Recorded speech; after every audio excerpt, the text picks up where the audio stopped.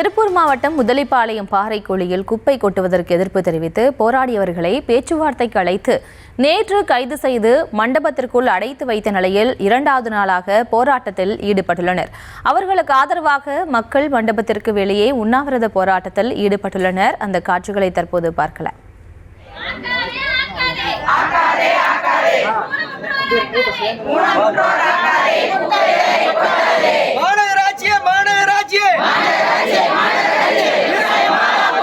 ஆடு மாடு கோழி எல்லாம் தண்ணீர் இல்லாம சாகுது.